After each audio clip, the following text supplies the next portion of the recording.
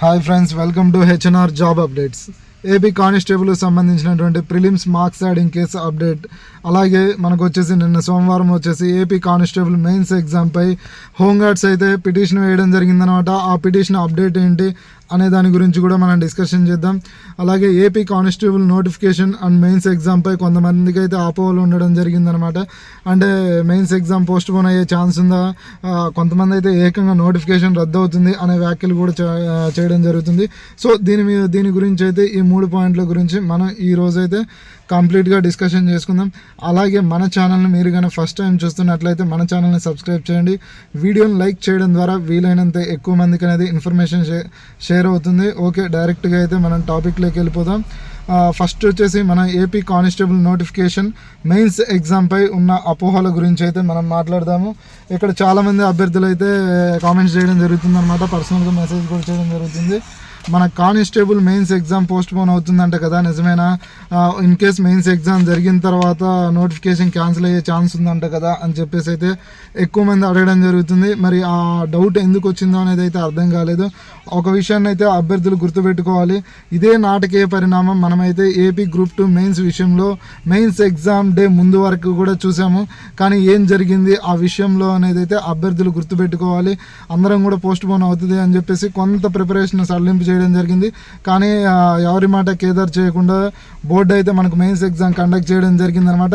దానివలన కొంతమంది అంటే బాగా చదివే అభ్యర్థులు కూడా, బాగా ప్రిపేర్ అయ్యే అభ్యర్థులు కూడా కొంత లాస్ అవ్వడం అయితే జరిగింది ఈ నాటకీయ పరిణామాల వల్ల.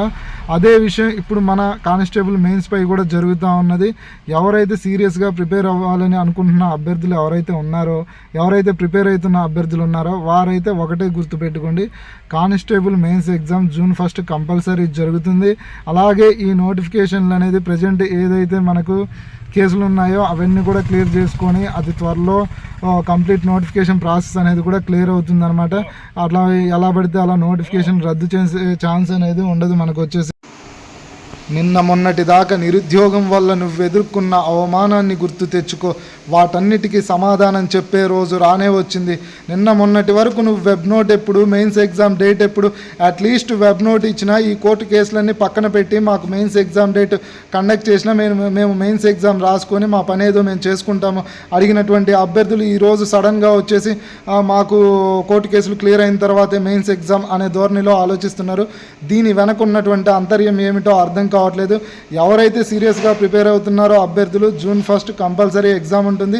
తర్వాత ప్రాసెస్ గురించి మీరు ఆలోచించకండి. ఎందుకంటే తర్వాత ప్రాసెస్ అనేది మీ చేతుల్లో లేదు. అది గవర్నమెంట్ అండ్ కోర్టు చూసుకుంటుంది. కాబట్టి మీ వంతు ఏంటి, ద బెస్ట్ ఇవ్వడం ఎగ్జామ్లో June 1 ద బెస్ట్ ఇవ్వడమే మీ వంతు అనమాట.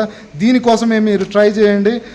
ఎవరైతే ద బెస్ట్ ఇస్తారో June 1 వారికి రేపైతే ఉద్యోగాలు వచ్చే అవకాశం ఉంది. ఈ 3 సంవత్సరాలు కానిస్టేబుల్ మెయిన్స్ ఎగ్జామ్ కోసం నువ్వు పడ్డటువంటి కష్టాన్ని అయితే రేపు మెయిన్స్ ఎగ్జామ్లో చూపించండి.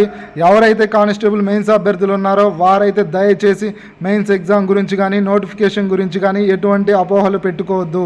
టార్గెట్ వచ్చేసి డైరెక్ట్ మీకు మెయిన్స్ ఎగ్జామే. అది June 1 జరగబోయే మెయిన్స్ ఎగ్జామ్ గురించి మాత్రమే ఆలోచించండి. ఇది అనమాట AP constable notification and mains ఎగ్జామ్పై ఉన్నటువంటి అపోహల గురించి అయితే మనం క్లారిటీ ఇవ్వడం జరిగింది. అలాగే మన టాపిక్లో నెక్స్ట్ పాయింట్ వచ్చేసి ప్రిలిమ్స్ మార్క్స్ యాడింగ్ కేసుకు సంబంధించినటువంటి అప్డేట్.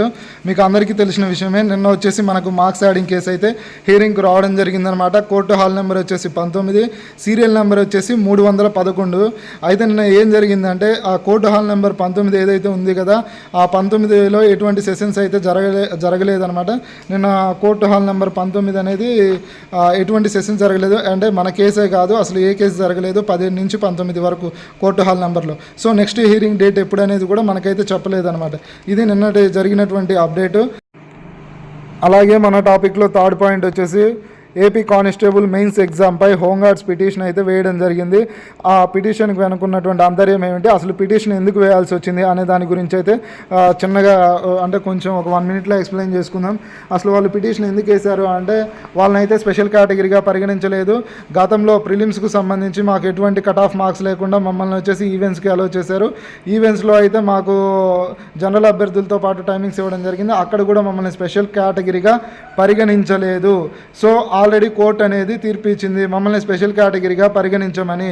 దానికి సంబంధించి ఇష్యూ అనేది సుప్రీంకోర్టులో నడుస్తుంది. అయినప్పటికీ ఈ బోర్డు వచ్చేసి మెయిన్స్ ఎగ్జామ్ డేట్ అనౌన్స్ చేసింది. దీనికి సంబంధించి మాకు ఏదో ఒకటి అంటే ఇది కోర్టు అధికార ధిక్కరణ కిందికి వస్తుంది, అంటే కోర్టు ధిక్కరణ కిందికి వస్తుంది. వీరు ఏదైతే మెయిన్స్ ఎగ్జామ్ కండక్ట్ చేసినటువంటి డేటు విధానం అయితే అని చెప్పేసి వారైతే పిటిషన్ వేయడం జరిగింది. మెయిన్ వచ్చేసి కోర్టు ధిక్కరణ అనే పాయింట్ మెన్షన్ చేసి వారు నిన్న పిటిషన్ వేయడం జరిగింది. దానికి సంబంధించినటువంటి నెక్స్ట్ హీరింగ్ బెంచ్ మీదకి ఎప్పుడు వస్తుంది అంటే నెక్స్ట్ మండే. ఇప్పుడు మనకు మండే వచ్చేసి అదైతే బెంచ్ మీదకి వస్తుందని చెప్పేసి మన హోంగార్డ్స్ తరపునటువంటి లాయర్ వారికి అయితే ఇచ్చినటువంటి సమాచారము. నెక్స్ట్ మండే అంటే మే 5వ తారీఖు అయితే అది బెంచ్ మీదకి రావడం జరుగుతుంది. అలాగే మీరు కనుక గుర్తున్నట్లయితే మీకు రేపు సుప్రీంకోర్టు కేసు మే 1వ తారీఖు అయితే మనకు హియరింగ్ ఉంది. ఆ అభ్యర్థులకు అదైతే గుర్తుండింది అనుకుంటున్నాను. సో మే 1 వచ్చేసి సుప్రీంకోర్టులో హియరింగ్ ఉంది. అలాగే మే 5 వచ్చేసి అదే మండే వచ్చేసి మనకైతే బెంచ్ మీదకి వచ్చే అవకాశం ఉందని చెప్పేసి వాళ్ళ తరపున లాయర్ గారు అయితే చెప్పడం జరిగింది. ఓసారి మీరు కానీ చూసుకున్నట్లయితే ఏదైతే ఈ ఎగ్జామ్పై వీళ్ళు పిటిషన్ వేయడం జరిగిందో దాని గురించి కానీ, ఈ మార్క్స్ యాడింగ్ కేసుకు సంబంధించి కానీ, ఇలాంటి కేసులకు సంబంధించినటువంటి రిజల్ట్స్ గురించి కానీ మీరైతే పట్టించుకోవద్దు. ఎందుకంటే జరిగేది జరగక దాని గురించి మీరేం ఆలోచించవద్దు.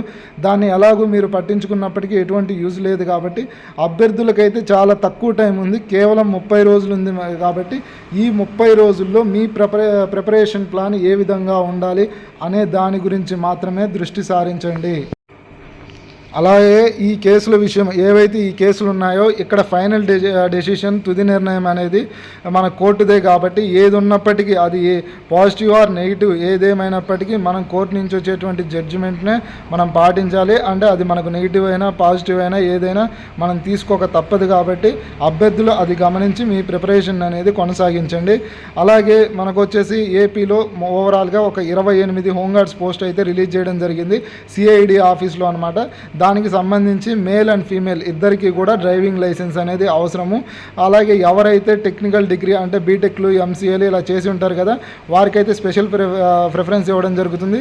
మెయిన్గా ఇక్కడ వచ్చేసి డ్రైవింగ్ లైసెన్స్ కంప్యూటర్ స్కిల్స్ అడగడానికి గల కారణం ఏంటంటే ఇక్కడ భర్తీ చేయబోయే పోస్టులు వచ్చేసి మనకు డ్రైవర్ పోస్టులు ఎక్కువగాను, అలాగే ఏవైతే సిస్టమ్ ఆపరేటర్ ఉన్నాయో ఆ పోస్టులు భర్తీ చేయడం జరుగుతుంది.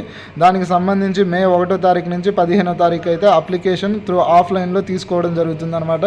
ఎవరైనా ఇంట్రెస్ట్ ఉన్నటువంటి అభ్యర్థులు ఎవరైనా ఉంటే ఈ నోటిఫికేషన్కు సంబంధించి మీరైతే ఒకసారి అప్లై చేసుకోండి. ఏమేమి డాక్యుమెంట్స్ కావాలా అని చెప్పేసి అయితే వీడియో చేయడం జరిగిందనమాట. అది డిస్క్రిప్షన్లో మెన్షన్ చేశాను.